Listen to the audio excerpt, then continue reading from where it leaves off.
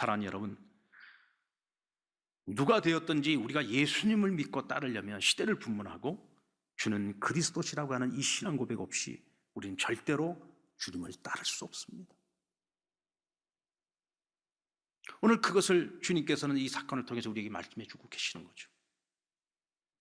오늘 우리 식대로 고백하면 예수는 나의 구원자이십니다. 나의 영원한 주인이십니다. 오늘 이 신앙 고백이 신앙의 출발점이요, 이 고백이 없이는 우리는 성경의 어떤 말씀도 믿을 수도 없고 어떤 약속도 받을 수 없습니다. 주는 그리스도시라는 이 고백은 마음으로만 믿는 것이 아니에요. 입술로 시인하고 고백하는 것입니다. 여러분, 이 고백을 입술로 시인한다라고 하는 것은 무슨 의미가 있는 걸까요? 이것은 자기 생명을 걸고 자신의 이 신앙 고백을 지켜내는 것을 의미하는 거예요. 우리가 여러분 평안할 때야 이 신앙 고백은 우리가 얼마든지 할 수 있죠. 그러나 목전에 칼이 들어오는데도 불구하고 죽음을 무릅쓰고 예수를 나의 주로, 나의 주인으로 고백할 수 있을까요? 바로 그런 시인, 그런 고백을 말하고 있는 것입니다. 주기철 목사님이 감옥에 계실 때 일본 순사들이 아주 모진 고문을 가하면서 끊임없이 회유했던 게 뭡니까? 너 예수를 부인하기만 했는데, 예수를 부인해. 오늘이라도 너가 예수를 부인한다면 오늘 지금 당장이라도 너를 내보내 줄게.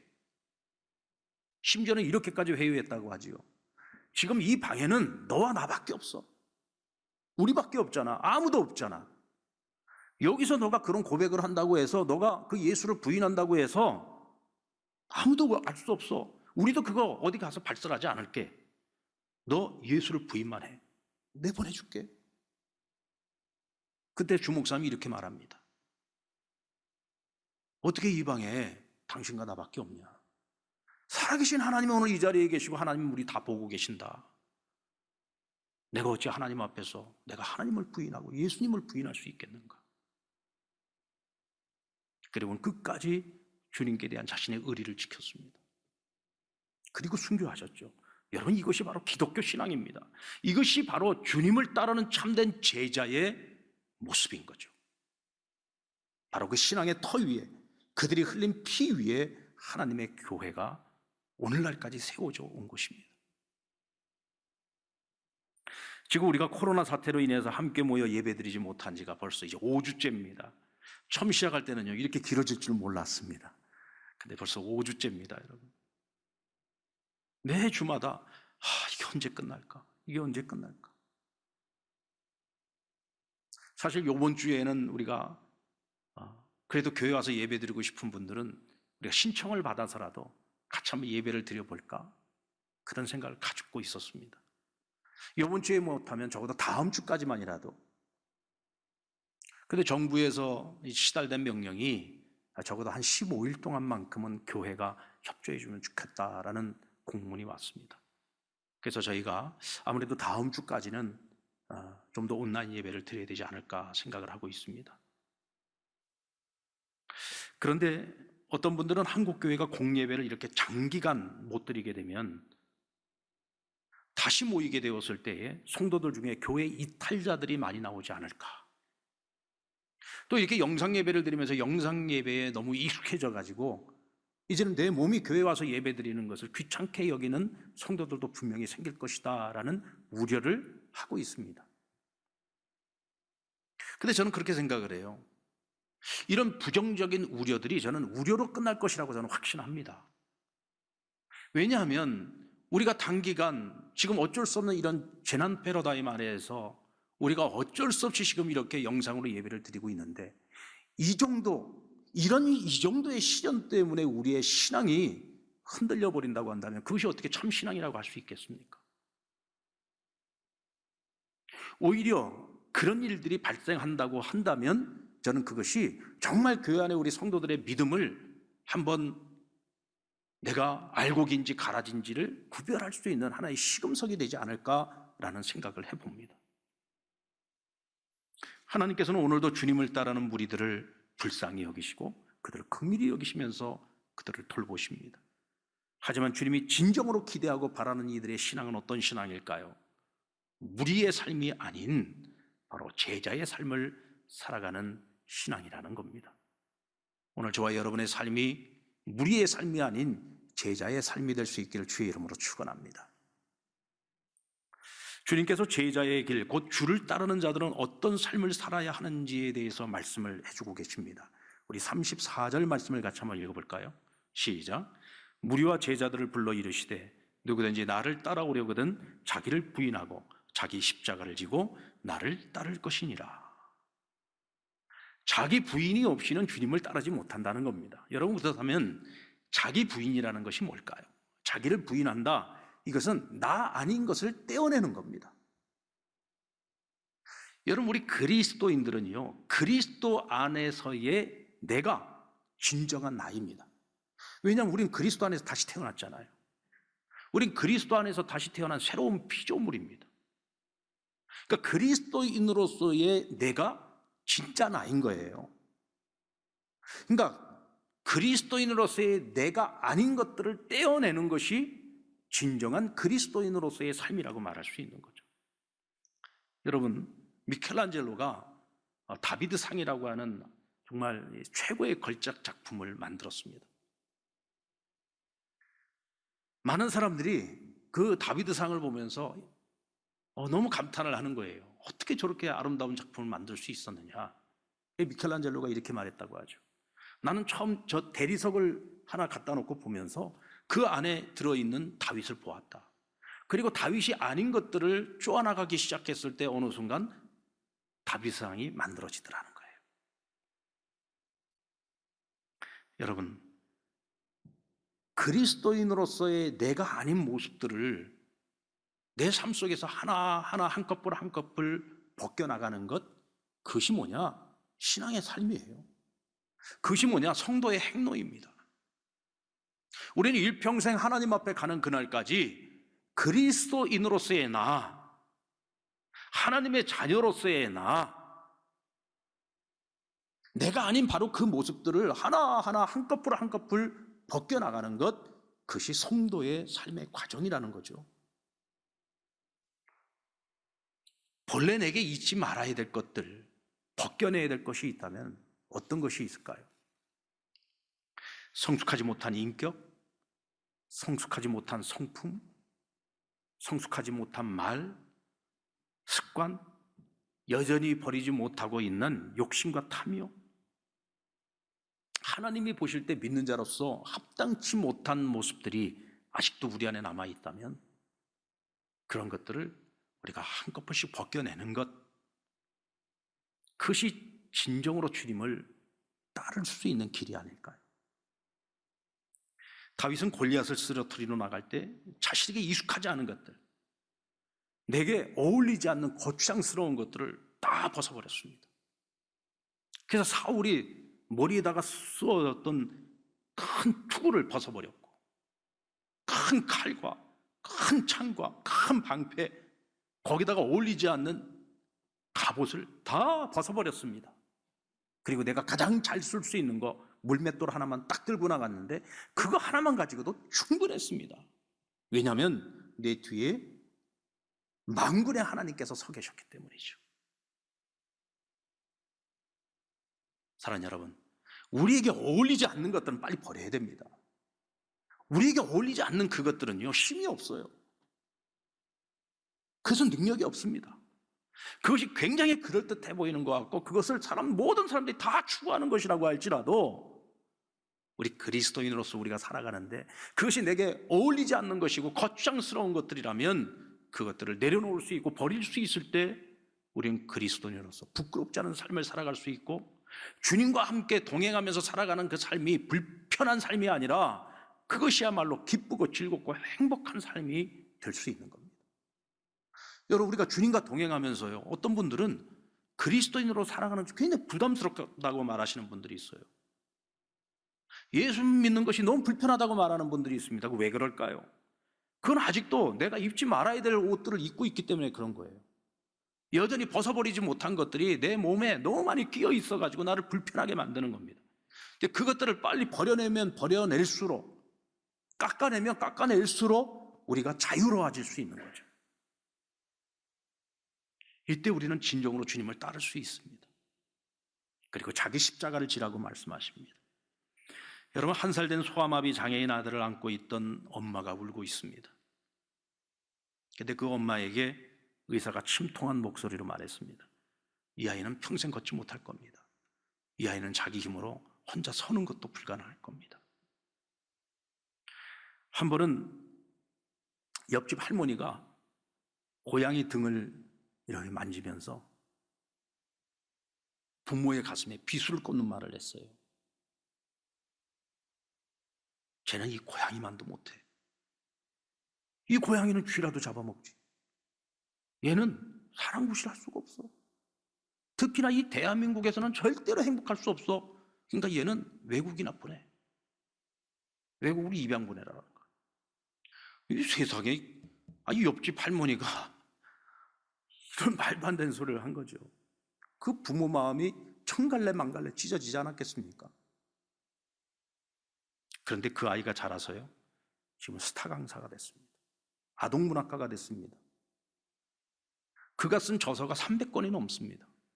1년에 300회 이상의 강의를 하러 다닙니다.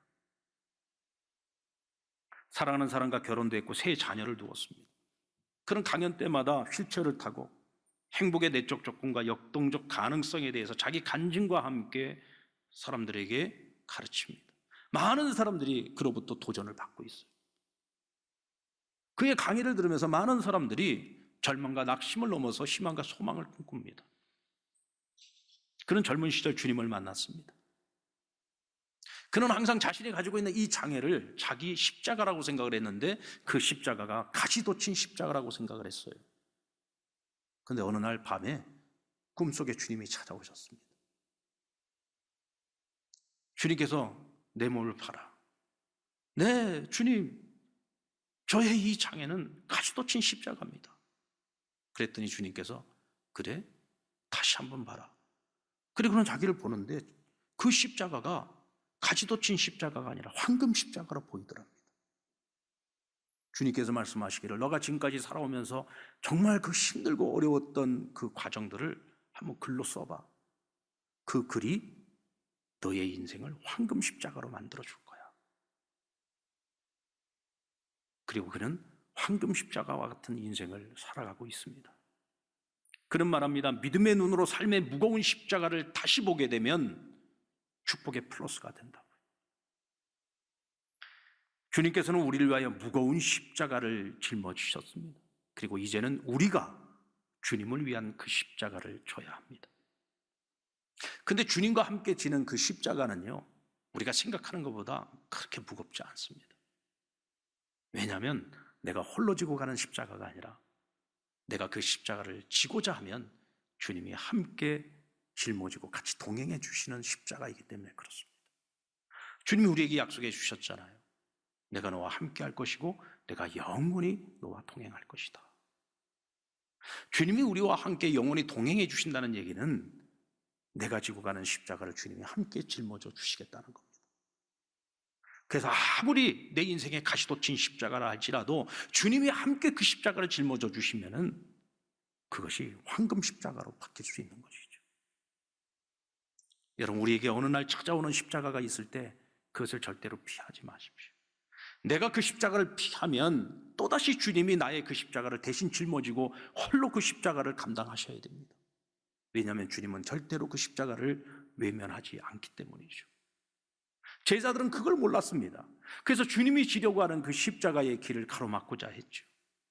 결국은 언젠가는 자신들이 짊어질 십자가인데 그것도 모르고 주님의 십자가조차 막으려고 했습니다. 훗날 그들은 각자 자기 십자가를 지고 그 길을 걸어가면서 주님이 왜 우리를 위하여 그 십자가를 졌는지, 주님께서 말씀하셨던 그 자기 십자가가 무엇인지를 비로소 깨닫게 됩니다. 주님은 그런 베드로를 더 이상 책망하지 않으셨고 제자들과 무리를 모아놔 제자도를 일러주셨습니다. 주님을 따르려면 어떻게 해야 되느냐? 너희가 자기를 부인해야 되고 자기 십자가를 져야 되고 나를 따라야 한다. 오늘 이 가르침은 앞으로 너희가 선택하고 너희가 걸어가야 할 길이라는 것입니다. 나를 따를 것이냐 아니면 세상의 영광을 따를 것이냐. 사람의 일을 생각하며 살아갈 것이냐, 아니면 하나님의 일을 생각하며 살아갈 것이냐. 그 둘 중에 하나를 너희는 반드시 선택해야 되는 순간이 오고, 너희는 선택한 그 길을 뒤돌아보지 말고 양옆으로 한눈 팔지 말고 오직 그 길을 걸어야 할 것을 말씀하십니다. 끝까지 사람의 일이 아닌 하나님의 일을 생각하며 그 사명의 길을 걸어가면 우리는 그 끝에서 하나님의 영광을 반드시 보게 될 것입니다. 여러분, 여기 시계가 있고 나침판이 있다고 한번 생각을 해보십시오. 내가 지금 어느 자리에 있느냐에 따라서 시계가 더 중요한가, 나침판이 더 중요한가 달라질 겁니다.